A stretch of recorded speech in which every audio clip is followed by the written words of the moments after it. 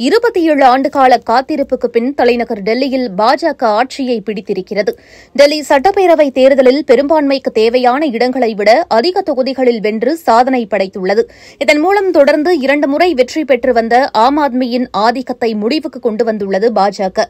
என்றாலும் மத்தியில் தொடர்ந்து 3 முறை ஆட்சிக்கு வந்தபோதும் தலைநகர் டெல்லியை கைப்பற்ற முடியாதது பாஜகவுக்கு பெரும் கௌரவ பிரச்சினையாக மாறியது. நாடாளுமன்ற மக்களவைத் தேர்தலில் அனைத்து டெல்லி மக்களின் ஆதரவை பெற முடிந்த பாஜகவுக்கு சட்டப்பேரவைத் தேர்தல் மட்டும் மிகப்பெரிய சவாலாக இருந்தது. மேலும் டெல்லி வெற்றியை கொண்டே கெஜ்ரிவால் பஞ்சாபில் ஆட்சியை பிடித்தார். வடமாநிலங்கள் உட்பட பல்வேறு மாநிலங்களிலும் தன்னை ஒரு தேசிய கட்சியாக நினைத்துக் கொண்டு பாஜகவுக்கு சவாலாக மாறினார். அதனால் முன் எப்போதும் இல்லாத அளவுக்கு டெல்லி தேர்தலில் இந்த முறை தீவிர கவனம் செலுத்தியது அந்த கட்சி.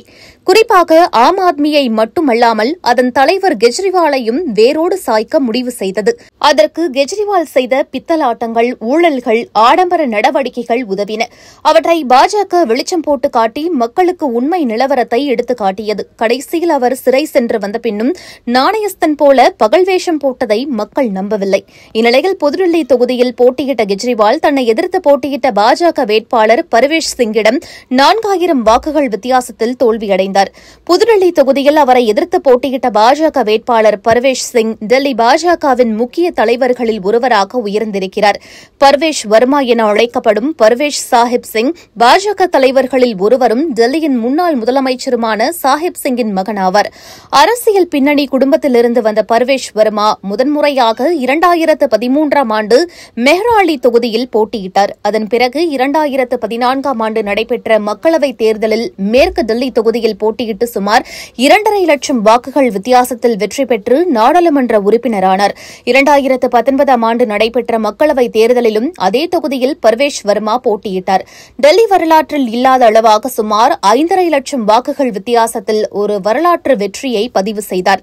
இவ்வாறு டெல்லி முழுவதும் பொதுமக்களிடம் நல்ல பெயர் பெற்று அமோக வரவேற்பை பெற்றிருந்த பர்வேஷ் வர்மாவை கெஜ்ரிவாலை தோற்கடிக்க சரியான நபராக கருதியது பாஜக. அரவிந்த் கெஜ்ரிவால் போட்டியிட்ட நியூ டெல்லி தொகுதியிலேயே அவரை களம் இறக்கியது.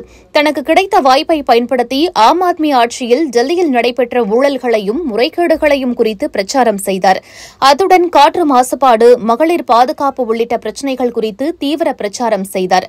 புதுடில்லி தொகுதி மக்கள் கெஜ்ரிவாலை படுதோல்வி அடைய செய்து பர்வேஷ் வர்மாவுக்கு வெற்றியை பரிசாக வழங்கினர்.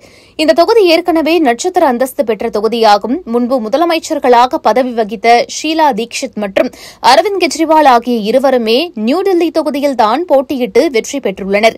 பாஜகவின் டெல்லி ஆட்சியை பிடிக்க வேண்டும் என்கிற சபதம் 27 ஆண்டுகளுக்கு பின் பர்வேஷ் வர்மா மூலமாக நிறைவேற்றப்பட்டுள்ளது. இந்நிலையில் உள்துறை அமைச்சர் அமித் ஷா அழைப்பின் பேரில் அவர் உடனடியாக சென்று சந்தித்துவிட்டு வந்ததாக கூறப்படுகிறது.